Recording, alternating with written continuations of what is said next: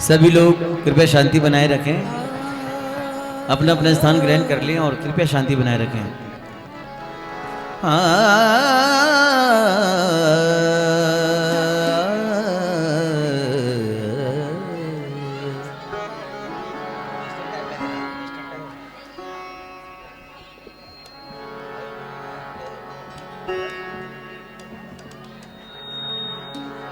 अनुपम माधुरी जोड़ी हमारे श्याम श्यामा के, रसीले रस भरी अखियाँ, रसीले रस भरी अखियाँ हमारे श्याम श्यामा की। अनुपम माधुरी जोड़ी हमारे श्याम श्यामा की। अनुपम माधुरी जोड़ी हमारे श्याम श्यामा की। रसीली रस भरी अखियाँ, रसीली रस भरी अखियाँ हमारे श्याम श्यामा की। अनुपम माधुरी जोड़ी हमारे श्याम श्यामा की।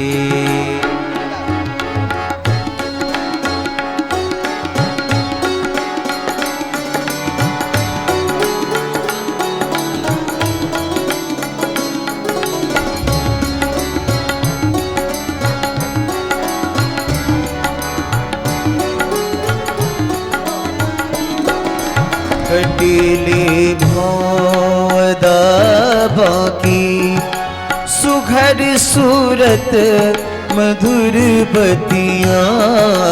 कटीली भौदा बाकी सुघर सूरत मधुर बतियाँ।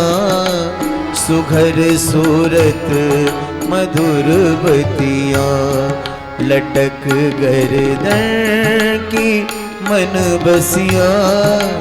लटक गर्दन की मन बसियाँ हमारे श्याम श्यामा की।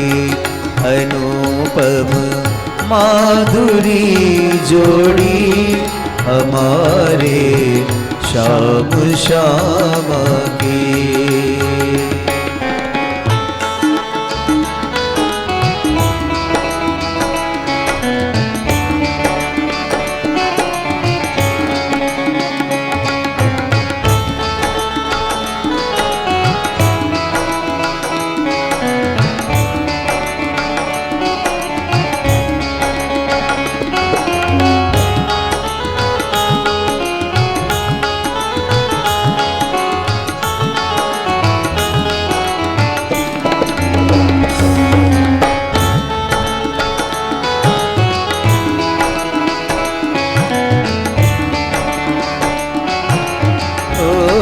परस पर मिल के जब बिखरे श्री वृंदावन के कुंजन में। परस पर मिल के जब बिखरे श्री वृंदावन के कुंजन में। श्री वृंदावन के कुंजन में नहीं वर्णत बने शोभा।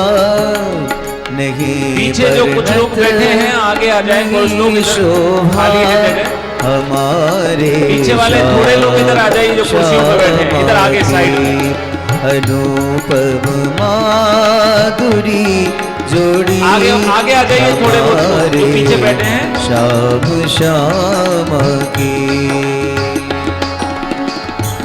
हाँ इधर साइड में कुर्सियों लगा भी लें और कुर्सियां भी लगा दीजिए।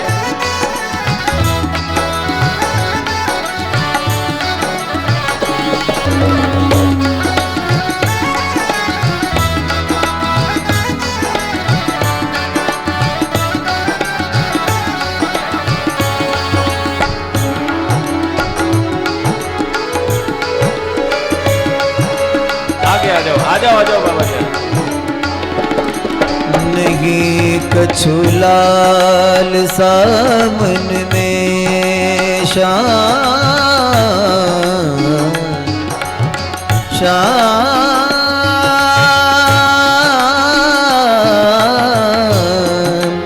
नहीं कछु लाल सामन में, नहीं निर्वाण की इच्छा, नहीं कछु लाल सामन में, नहीं निर्माण की इच्छा, नहीं निर्वाण की इच्छा।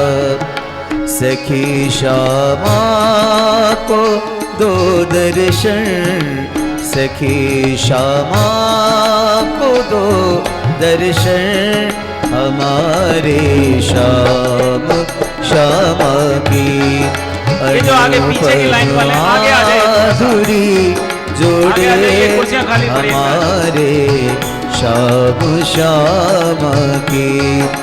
रसीले रस भरी अखियाँ, रसीले रस भरी अखियाँ, हमारे श्याम अनुपम माधुरी जोड़ी हमारे श्याम श्यामा की, हमारे श्याम श्यामा की, हमारे श्याम श्यामा की। बोले वृंदावन बिहारी लाल की। थोड़ा सा पीछे वाले और आगे बढ़ते जाएं, इधर कुर्सियां दो चार खाली है, आखिरी में खाली पड़ी रहती है, वहां भीड़ रहती है, क्या अच्छा नहीं लगता। पीछे की लाइन वाले जो बैठे हुए हैं ना, हाँ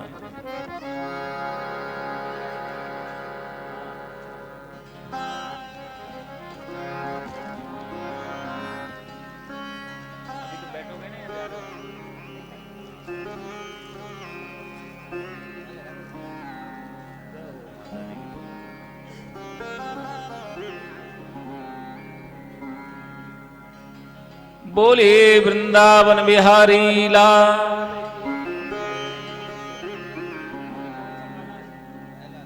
चलो बहुत बढ़िया।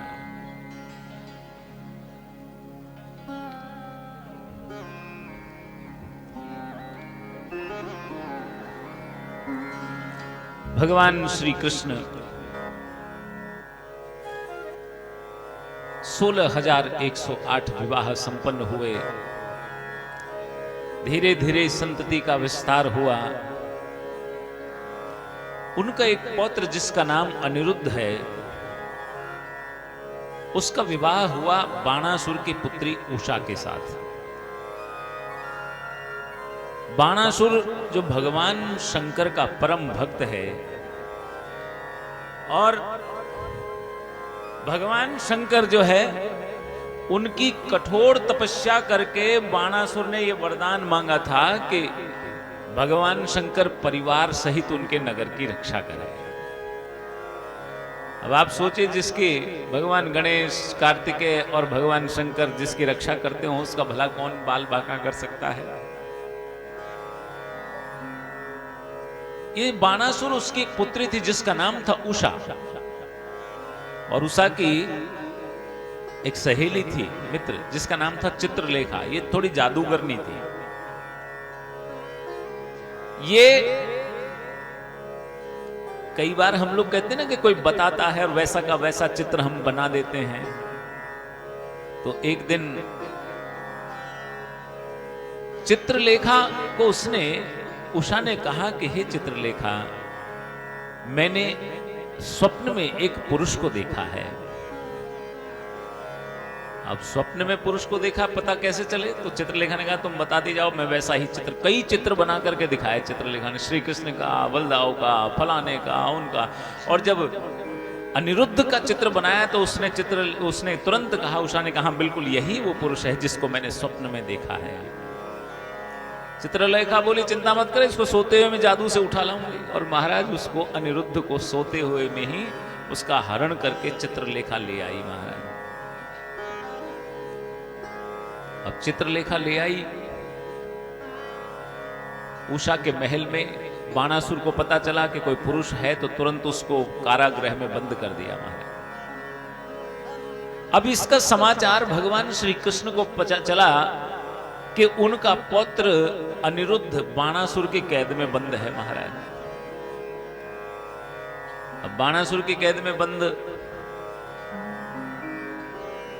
तो छुड़ाना तो अनिवार्य था। भगवान श्री कृष्ण जो है रथ लेकर के सेना लेकर के चल पड़े महाराज, और सेना लेकर के बाणासुर को ललकारा। अब ललकारा, युद्ध हुआ महाराज।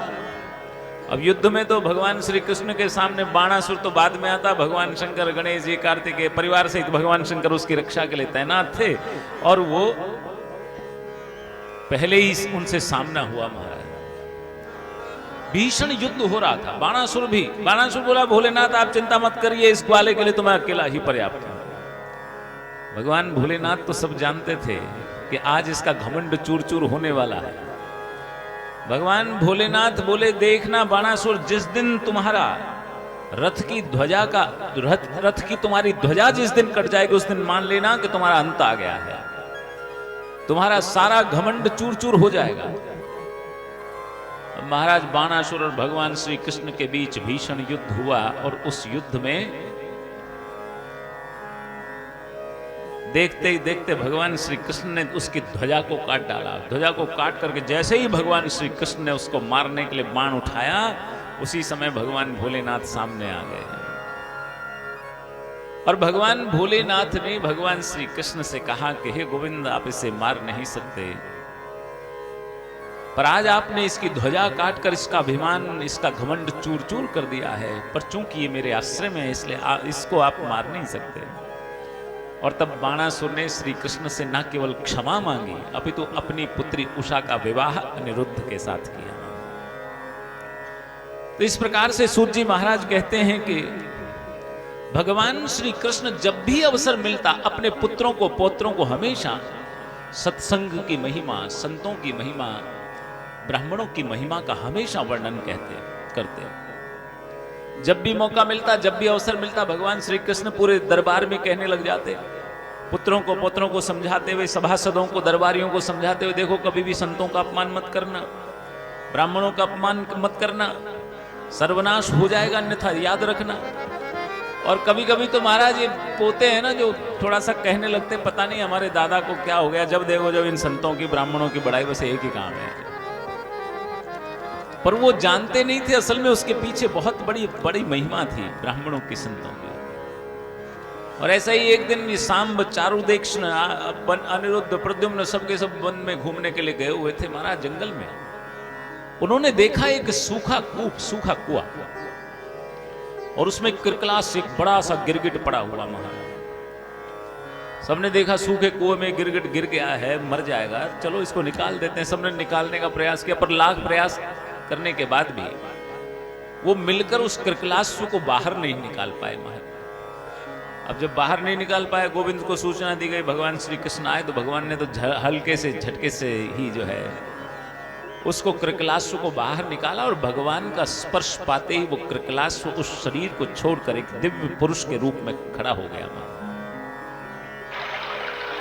अब भगवान तो सब जानते थे, उस छुपा हुआ थोड़ी ना था, परंतु फिर भी भगवान ने उससे पूछा भाई तुम कौन हो, और ये तुम्हारी ये इस प्रकार का शरीर तुम्हें कैसे प्राप्त हुआ? तो उसने कहा महाराज यदि आपने दानियों का नाम सुना होगा तो उन दानियों में मेरा भी एक नाम है, और मुझे राजा नृग कहते हैं। बोले मैं राजा हुआ करता था नृग, और रोज 1 करोड़ गायों का मैं दान किया करता था, लेकिन एक दिन मुझसे ऐसी भूल हुई जिसके कारण मुझे ये शरीर प्राप्त हुआ। बोले एक बार किसी गौ पालक ब्राह्मण की गाय उसके घर से निकलकर मेरी गौशाला में आ गई। अन्य गायों के साथ मैंने उसकी गौ का भी दान किसी ब्राह्मण को कर दिया। अब वो ब्राह्मण अपनी गाय को ढूंढने लगा, गांव में ढूंढते ढूंढते उस ब्राह्मण के घर जा पहुंचा जिसको मैंने ये गौ दान की थी। अब दोनों आपस में लड़ने लगे। वो कहता है ये मेरी गौ, बोला मुझे तो राजा ने दान में दी है। अब दोनों लड़ते लड़ते राजा नृग कहता है कि वो मेरे पास आए। बोले होना तो ये चाहिए था कि मुझे उस ब्राह्मण से क्षमा मांगनी चाहिए थी कि भूलवश तुम्हारी गौ मैंने किसी और को, अन्य को दान कर दी है। लेकिन बोले मुझे अभिमान हो गया दान का, तो उस अभिमान के चलते मैंने उससे कह दिया कि अरे भाई तुझे भी तो मैंने ही दी होगी, क्योंकि सबको मैं ही तो देता हूं गाय दान। तो इस बात से मैंने उस ब्राह्मण को जब ये बात कही, भाई तुम्हारे पास गौ कहां से आई, तुमको भी तो मैंने ही दी होगी दान में, मैं ही सबको देता हूं, चलो तुम दूसरी गाय ले जाओ गौशाला में से, जो चाहिए जितनी चाहिए ले जाओ। तो बोले मेरे इस अभिमानपूर्ण वचनों को जब सुना तो ब्राह्मण क्रुद्ध हो गया, नाराज हो गया, और उसने कहा कि हे राजा, यदि तुम मुझसे क्षमा मांगते तो फिर भी अलग बात थी, पर आज तुमने अभिमानवश जो ये बात कही है कि केवल तुम ही देते हो, तो ये गलत बात है। ये गौ तुम्हारे एक दान में दी हुई नहीं, ये मैं एक गौ पालक ब्राह्मण हूं, ये गौ मेरी गौ है। राजा नृग बोले कि भगवान मैंने पुण्य, जीवन भर पुण्य किए, केवल एक छोटी सी मुझसे भूल हुई, इसके कारण धर्मराज के पास जब मैं गया तो धर्मराज ने कहा देखो भाई तूने जीवन पर्यंत खूब पुण्य किए, पर एक छोटा सा पाप तुझसे हुआ है। तो बोल पहले पाप का फल भोगेगा या पहले पुण्य का? तो मैंने धर्मराज से कहा कि भगवान जब मैंने पाप थोड़ा सा ही किया है, पुण्य ज्यादा किया है, तो पहले पाप का फल भोगने दीजिए। और बोले इस पाप के फल के कारण ही मुझे ये कृकलाश्व का शरीर प्राप्त हुआ, परंतु जो मैंने पुण्य किए थे उन पुण्यों का ही प्रभाव है, मैंने जो सत्संग किया उन सत्संग का ही प्रभाव है कि आज आपका स्पर्श पाकर मेरे ये पाप का जो फल था वो समाप्त हो गया है। तो भगवान ने जब ये बात सुनी, अब राजा तो उसने राजा ने जो है हाथ जोड़ करके भगवान श्री कृष्ण से प्रार्थना की कि प्रभु आज आपका स्पर्श, आपके दर्शन नहीं होते तो शायद मेरा जीवन सफल नहीं होता। और हाथ जोड़ करके उस राजा ने भगवान श्री कृष्ण से प्रार्थना की।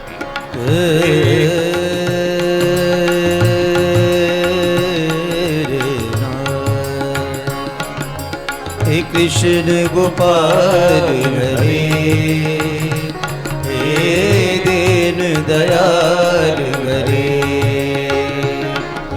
हे कृष्ण गोपाल हरे, हे दीन दयाल हरे। तुम करता तुम ही कारण, तुम करता तुम ही कारण, परम कृपाल हरे, हे दीन दयाल हरे, हे कृष्ण गोपाल हरे, हे दीन दयाल हरे।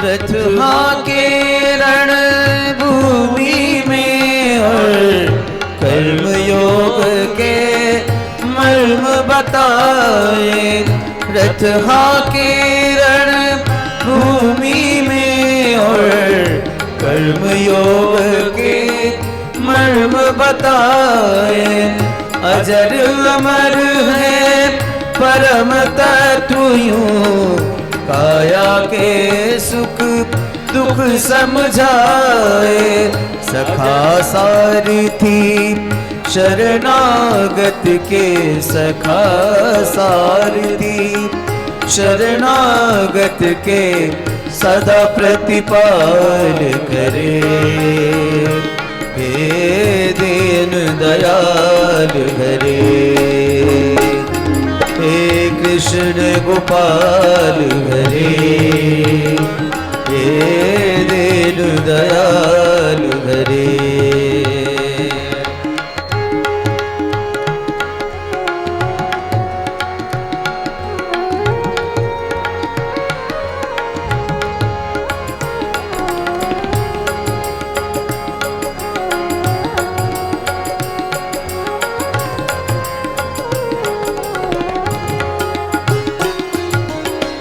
श्याम के रंग में रंग गई मीरा रस, खान तो रस के खान हुए। श्याम के रंग में रंग गई मीरा रस, खान तो रस के खान हुए। जग से आंखें बंद करी तो सूरदास ने दर्श किए। जग से आंखें बंद करी तो सूरदास ने दर्श किए। मात यशोदा ब्रज नारी के, मात यशोदा ब्रज नारी के, माखन चोर दरे। हे दीन दयाल हरे, हे कृष्ण गोपाल हरे, हे दीन दयाल हरे। तुम करता और तुम ही कारण, तुम करता और तुम ही कारण, परम कृपाल हरे। हे दीन दयाल हरे, हे कृष्ण गोपाल हरे, हे दीन दयाल हरे। श्री कृष्ण गोविंद हरे मुरारे, हे नाथ नारायण वासुदेवा। श्री कृष्ण गोविंद हरे मुरारे, हे नाथ नारायण वासुदेवा। हे नाथ नारायण वासुदेवा, हे नाथ नारायण वासुदेवा। हे नाथ नारायण वासुदेवा, हे नाथ नारायण वासुदेवा। श्री कृष्ण गोविंद हरे मुरारे, हे नाथ नारायण वासुदेवा। कृष्णाय वासुदेवाय, हरे परमात्मने नमः। प्रणत क्लेशनाशाय गोविंदाय नमो नमः। राधे कृष्णा राधे कृष्णा राधे राधे कृष्णा कृष्णा राधे कृष्णा राधे कृष्णा राधे राधे कृष्णा कृष्णा राधे कृष्णा राधे कृष्णा राधे राधे कृष्णा कृष्णा राधे कृष्णा राधे कृष्णा राधे राधे कृष्णा कृष्णा राधे कृष्णा राधे कृष्णा राधे राधे कृष्णा कृष्णा राधे कृष्णा राधे कृष्णा।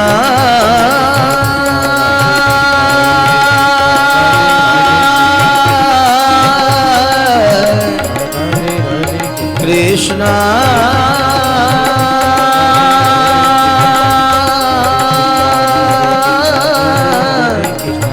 राधे कृष्णा हरे हरे। बोलिए वृंदावन बिहारी लाल की जय। जय श्री राधे। राजा नृग को भगवान ने कृतार्थ किया और भगवान श्री कृष्ण जब से ब्रज से आए ना महाराज, कभी लौटकर वृंदावन को नहीं गए। बलदाऊ जरूर आए एक बार। बलराम जी लौट करके आए, 2 महीने रहे, चैत्र और बैसाख। और बलराम 2 महीने जब यहां रुके ना, तो पूरे 2 महीने इन गोपियों से श्री कृष्ण की बाल लीला को ही सुना महाराज। भगवान के इन्हीं मित्रों शत्रुओं की गिनती में एक शत्रु, एक और महाराज।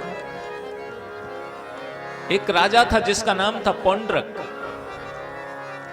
और ये पौंड्रक भगवान श्री कृष्ण की नकल करता महाराज। भगवान श्री कृष्ण जैसा ही शंख चक्र ऐसे इस प्रकार की तलवार वलवार, और अपने आप को क्या कहता, मैं असली वासुदेव हूं। एक बार तो उसने अपना एक दूत भेज दिया श्री कृष्ण के पास, और उस दूत ने कहा, महाराज मैं महाराज पौंड्रक के यहां से आया हूं। बोले कौन है पौंड्रक? बोले करुष देश के महाराज हैं। तो बोले क्या संदेश है? बोले संदेश उन्होंने दिया है कि असली वासुदेव वो हैं, असली। तो बोले तुम्हारा ये राजा है कहां? बोले अभी तो काशीराज के यहां पधारे हुए हैं, उनका आतिथ्य सत्कार स्वीकार कर रहे हैं। तो बोले तुम्हारे राजा से जाकर के कहो कि जिस दिन मेरे शंख चक्र तलवार गदा और सारंग धनुष से तुम्हारा सामना होगा ना, अपने आप भूल जाओगे असली कौन है नकली कौन है। और महाराज श्री कृष्ण ने आप देखा ना था, वो काशीराज के यहीं पहुंच गए। भूख लगती है, प्यास लगती है, जिंदगी अब उदास लगती है, कैसे आऊं मैं द्वारिका तेरी, आस भी अब निराश लगती है। भूख लगती है, प्यास लगती है, जिंदगी अब उदास लगती है, कैसे आऊं मैं द्वारिका तेरी, आस भी अब निराश लगती है। कन्हैया अब हमसे नहीं चला जाएगा, अगर तुझे बुलाना है तो बुला ले, अन्यथा हम तो यहीं पर सो रहे हैं। और सो गए महाराज पेड़ के नीचे। सवेरा हुआ महाराज तो आंख कहीं और खुली, सोए कहीं और थे। बड़ा कोलाहल सा मच रहा है महाराज। देखा कोई नगर सा है, पूछा भाई ये नगर कौन सा है? अरे महाराज ये द्वारिकापुरी है। अरे लाला लगता है तूने तो हमारी सुन ली, सोते हुए में ही हमें बुला लिया। पूछा ये हमारा कनवा का महल कौन सा है? अब यहां कौन जाने कनवा कौन? राजाधिराज महाराज यदुवंश शिरोमणि योगेश्वर जगत शिरोमणि चक्रवर्ती, पता नहीं कितनी विशेषण लग गए, श्री कृष्णचंद्र महाराज। अब कौन जाने कनवा कौन यहां। एक से पूछा भैया वो राजा हैं द्वारिका के? अरे महाराज ऐसे बोल रहे हैं ना, वो तो वो सामने देखिए जितने भी महल है ना सोने के, सब उन्हीं के हैं। ये जो बड़ा सा महल दिख रहा है ना, ये रुक्मिणी जी का, वहां मिल जाएंगे, वहां पधारिए आप। द्वार पर गए, द्वारपालों से कहा तो भैया जाकर के एक बार बोलो उनके मित्र आए हैं सुदामा, हम मिलना चाहते हैं। द्वारपालों ने कहा कि महाराज वैसे तो लगता है आप नए आए हैं, यहाँ की नियमावली ऐसी कि ब्राह्मणों के लिए तो कभी कोई रोक टोक नहीं है, फिर भी उन्होंने इतनी सुविधा हमको दे रखी है तो हमें भी थोड़ा सा उनके भी ध्यान रखना चाहिए। अभी अभी भीतर से समाचार आया था कि महाराज ने भोजन किया है, कहीं विश्राम नहीं करे, तो आपको अगर बुरा नहीं लगे तो मैं जाकर के निवेदन कर दूं महाराज से। अरे द्वारपालो कन्हैया से कह दो, अरे द्वारपालो कन्हैया से कह दो कि दर पे सुदामा गरीब आ गया है, दर पे सुदामा गरीब आ गया है। भटकते भटकते न जाने कहां से, भटकते भटकते न जाने कहां से, तुम्हारे महल के करीब आ गया है, तुम्हारे महल के करीब आ गया है।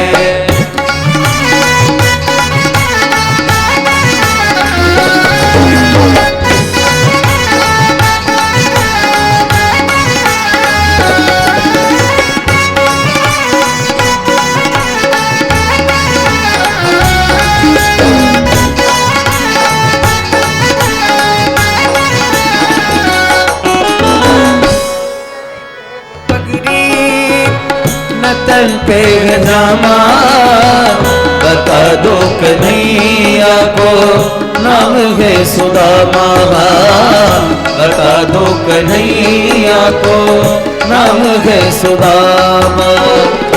न सर पे है पगड़ी न तन पे है जामा, बता दो कन्हैया को नाम है सुदामा हो, न सर पे है पगड़ी न तन पे है जामा, बता दो कन्हैया को नाम है सुदामा, बता दो कन्हैया को नाम है सुदामा।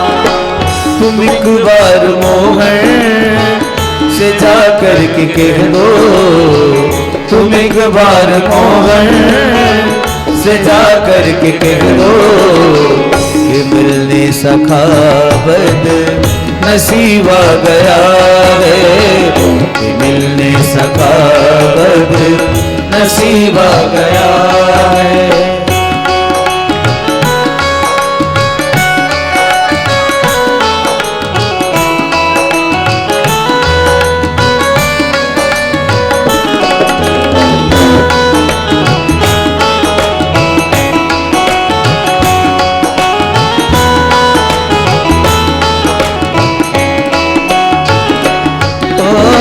सुनते ही दौड़े चले आए मोहन, लगाया गले से सुदामा को मोहन, लगाया गले से सुदामा को मोहन। वो सुनते ही दौड़े चले आए मोहन, लगाया गले से सुदामा को मोहन हो।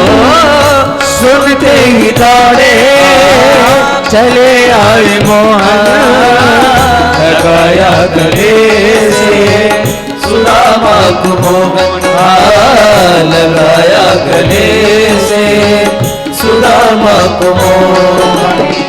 न घबराओ प्यारे हुआ रुक्मणी को बहुत ही अचंबा, हुआ रुक्मणी को बहुत ही अचंबा। ये मेहमान कैसा अजीबा गया है, ये मेहमान कैसा अजीबा गया है।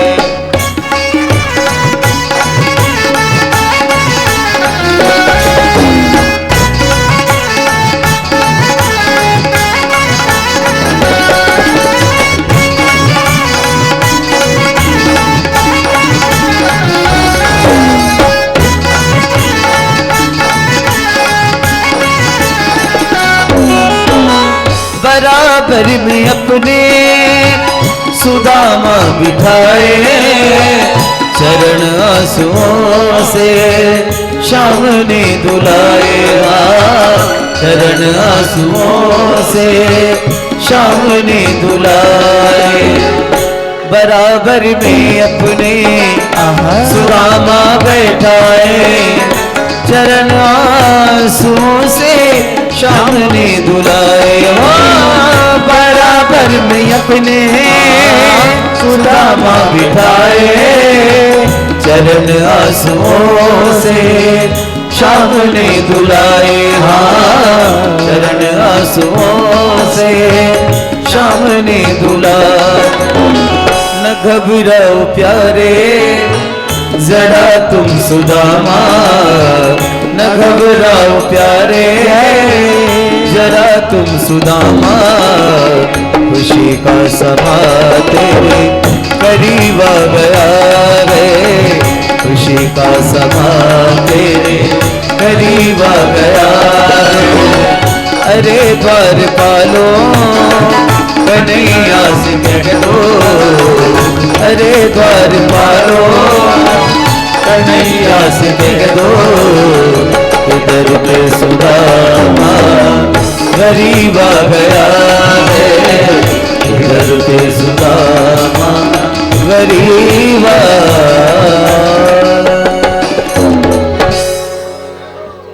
द्वारपालों से जाकर के निवेदन किया सुदामा जी ने।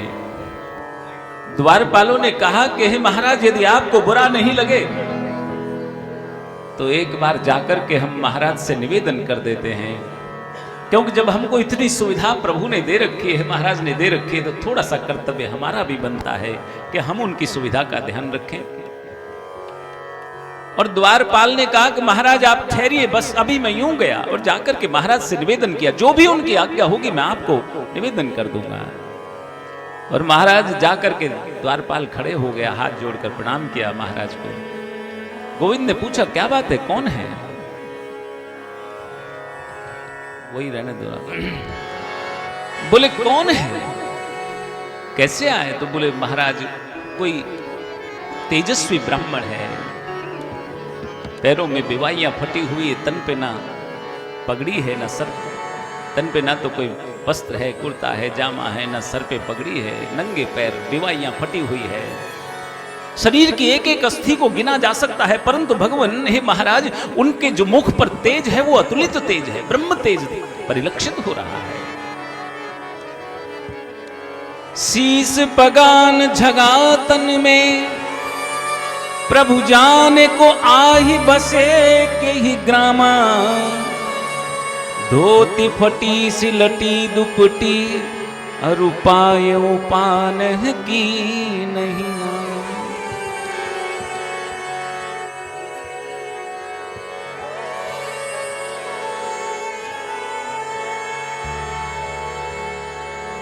कि हे प्रभु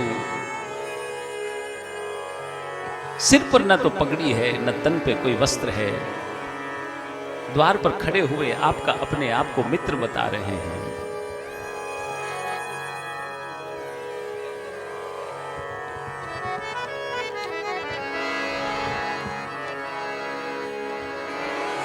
भगवान श्री कृष्ण ने जब सुना, द्वार खरो दिज दुर्बल देखी, रहो चकिसो वसुधा भिरामा, पूछत दीन दयाल को धाम, बतावत आपनो नाम सुदामा, बतावत आपनो नाम सुदामा। शीस पगान झगा तन में प्रभु जान को आही बसे के ही ग्रामा। कहा कि महाराज वो आपको कह रहे थे कि वो आपके बचपन के मित्र हैं, कुछ नाम बताया था। हाँ हाँ महाराज उनका नाम सुदामा है। और जैसे ही सुदामा सुना कि सुदामा को द्वार पर खड़ा, अरे तुमने सुदामा को द्वार पर खड़ा कर दिया, और तुरंत दौड़े सुदामा सुदामा करते हुए। उद्धव ने देखा ये कौन है जिसके लिए प्रभु दौड़ रहे हैं, पीछे पीछे उद्धव दौड़ रहे हैं, उनके पीछे सेनापति। और जैसे ही सुदामा को देखा महाराज अंक में भर लिया और गोद में उठा कर ले आए महाराज, अपने आसन पर ला करके बिठा दिया। करे सुदामा आपने आने में बड़ी देर कर दी है, जिनके चरणन को सलिल, जिनके चरणन को सलिल, हरत जगत संताप, पाय सुदामा विप्र के धोवत ते हरिया। देखी सुदामा की दीन दशा, करुणा करके करुणा निधि रोए, पानी को परात को हाथ छुयो नहीं, नैनन के जल सो पग धोए, नैनन के जल सो पग धोए। जिनके चरणों से निकला हुआ जल गंगा के रूप में सारे जगत का संताप हरण करने में सक्षम है, आज वही सुदामा के चरणों का प्रक्षालन कर रहे हैं महाराज। सुदामा की दीन दशा, इस दशा को देखकर करुणा निधान करुणा सागर इतना रोए कि चरण प्रक्षालन के लिए पानी की परात को हाथ लगाने की आवश्यकता ही नहीं पड़ी। अपने नेत्रों के जल से सुदामा के अपने मित्र के चरणों को धो दिया महाराज। सुदामा बोले कि अरे लाला बस बहुत है। एक एक बिवाई में से कांटा अपने हाथों से निकाल रहे हैं श्री कृष्ण। स्वागत सत्कार हुआ। सुदामा बोले लाला आज स्नान नहीं किया, लोटा डोरी तो हमारे पास है, कोई ऐसा स्थान बता दे जहां हम स्नान करके आ जाएं कुएं पर। बोले अब कहीं आने की आवश्यकता नहीं, इसी सिंहासन पर बिठाए बिठाए आपको स्नान करा देंगे। आप जहां आए हैं ना महाराज। सुदामा कह रहे हैं कि अद्भुत है तेरा ऐश्वर्य, जरा भी संकोच नहीं तुझे सिंहासन पर हमें स्नान कराने में। रानियों को कहा, अरे दौड़ करके लाओ, एक कलश ले आओ, जाओ रानियों, आवाज दी। अब महाराज रानियों कहा तो 16,100 रानियां, महाराज 108, और सबकी सब दौड़ की आई। महाराज 16,108 कलश आ गए क्षण भर में। सुदामा बोले, भैया ये इतने सारे कलश देख देख, लाला अभी अभी पहुंच गए हो, माघ को महीनों चल रहे हो भैया, अभी भी ठंड गई नहीं है। अगर इतने कलशन ते मैं नहायो ना तो भैया मेरो तो राम नाम सब तो यहीं है जाएगा। कन्हैया ने देखा कब इन रानियों की किसकी सेवा को वापस भेजें, किसकी लें, ये भी धर्म संकट है।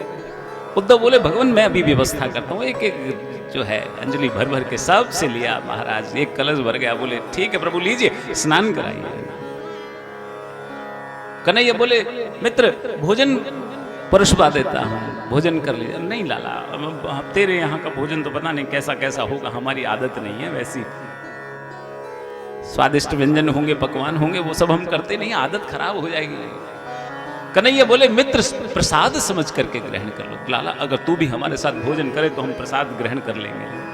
अभी अभी भोजन किया है, पर अपने मित्र को भोजन कराने के लिए बैठ गए महाराज। अब भोजन हो गया तो रानी आशीर्वाद लेने के लिए आई, तो सौभाग्यवती भव, सौभाग्यवती, 100-200 500 को तो दे दिया महाराज।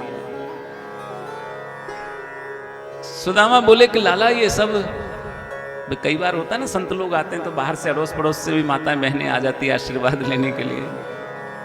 कन्हैया बोले, मित्र ये सब आपकी भाभियां हैं। भाभियां कितनी है लाला? बोले ज्यादा नहीं है, बस 16,108। 16,108। अरे लाला 200-400 को आशीर्वाद देते देते मेरे तो हाथ हार गए है। अब इन सबको आशीर्वाद, एक काम कर लाला, इन सब की तरफ से, क्योंकि तू सबको पति है तो तू एक काम कर, तू इन सब की तरफ से तू अकेलो ही मोए प्रणाम कर दे, मैं तो आशीर्वाद दूंगा, तो सबको अपने आप ही आशीर्वाद मिल जाएगा। और भगवान श्री कृष्ण दंडवत गिर पड़े सुदामा के सामने। मेरे भारत का संत ही है जिसके सामने भगवान भी नतमस्तक हो जाते हैं, दंडवत हो जाते हैं। कन्हैया बोले कि मित्र भाभी ने कुछ तो भेजा होगा। बोले लाला अब वो इतनी बड़ी बड़ी महारानियों को देख करके संकोच है कि 4 मुट्ठी चावल लाया हूं, अच्छा नहीं लगेगा, छुपा लिया महाराज। बोले लाला इस बार तो जल्दी जल्दी में आए, कुछ ला नहीं सके। बोले मित्र ऐसा नहीं हो सकता कि हमारी भाभी ने हमारे लिए कुछ भेजा नहीं, कुछ तो भेजा। अरे लाला बस इस बार भूल हो गई, जल्दी जल्दी में आ गए, कुछ नहीं ला पाए। श्री कृष्ण ने देखा बगल में कुछ छुपा रहे हैं। जब ज्यादा आदमी प्रयास करता है ना छुपाने का तो दिख जाता है अलग से। बोले ये क्या है बगल में? अरे कुछ नहीं लाला, और झपट लिया श्री कृष्ण ने, और झपट करके 1 मुट्ठी चावल उठाया और ये संकल्प करते हुए कि विश्व की आत्मा तृप्त हो जाए, पृथ्वी के एक छत्र सम्राट का सुख मेरे मित्र को प्राप्त हो जाए। और दूसरी मुट्ठी उठाई और उठा करके स्वर्ग लोक के जितनी भी सुख संपदाएं हैं, ऐसे सुख संपदा मेरे मित्र के लिए उपस्थित हो जाए। और संकल्प करते हुए दूसरा मुट्ठी चावल भी ले लिया महाराज। और तीसरा जैसे उठाने लगे, रुक्मिणी जी ने हाथ पकड़ लिया कि प्रभु अपने लिए भी कुछ रखना है, सब कुछ इसी को अपने मित्र को ही दे देना है।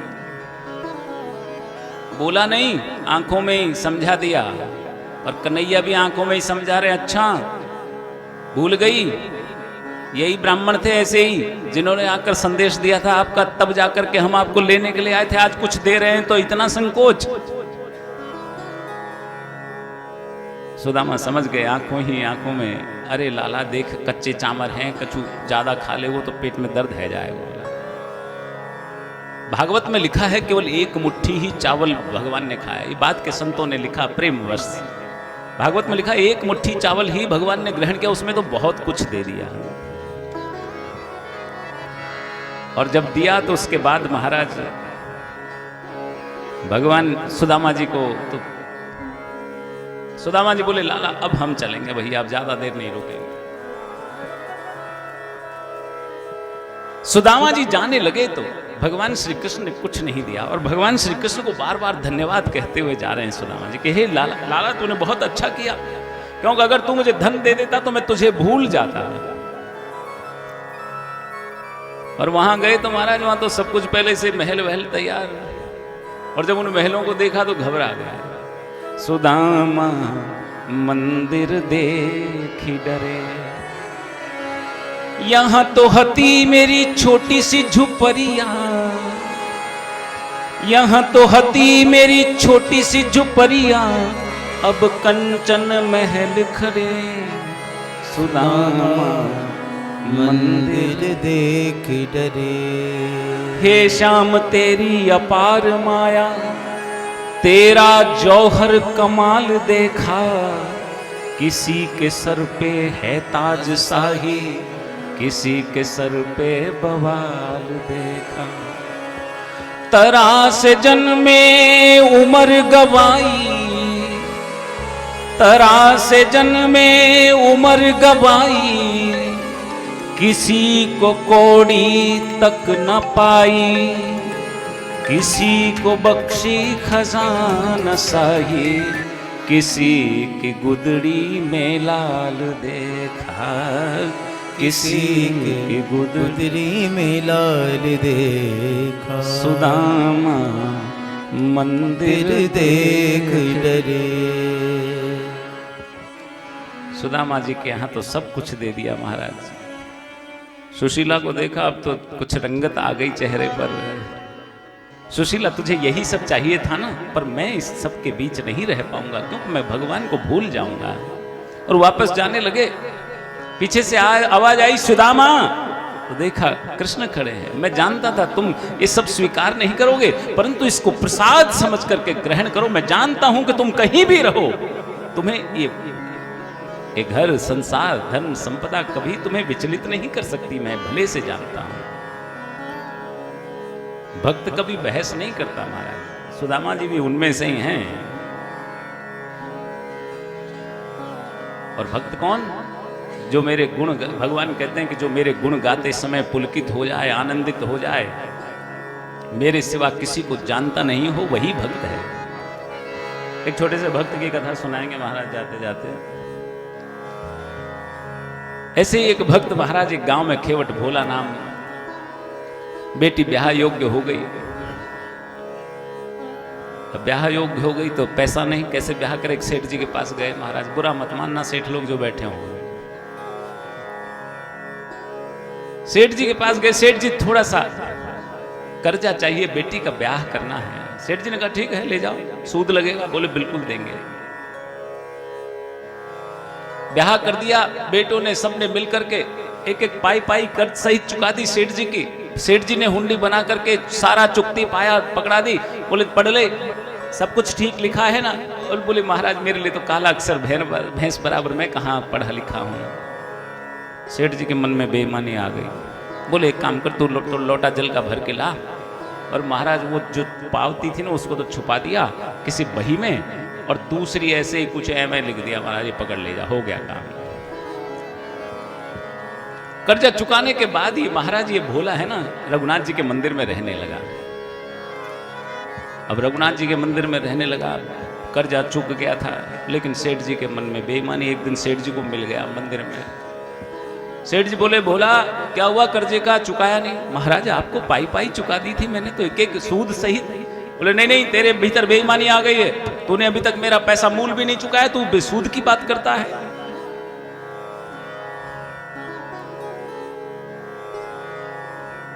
बेईमानी आ गई। बोले देख अगर तूने मेरा पैसा नहीं चुकाया तो मैं कचहरी में ले जाऊंगा तुझे। अब वो बेचारा भूला, उसने कहा महाराज अब कचहरी में ले जाओ, कहीं ले जाओ, हम तो अब यहाँ आ गए हैं, सब कुछ छोड़ छाड़ के आपका सारा कर्जा चुका के रघुनाथ जी के मंदिर में। अब महाराज कचहरी में बुलाया गया, सम्मन लेकर के आया चपरासी। बुलाया गया कचहरी में, पूछा, जज साहब ने पूछा कि क्या तुमने इनसे पैसा लिया था? बोले हाँ महाराज बिल्कुल लिया था।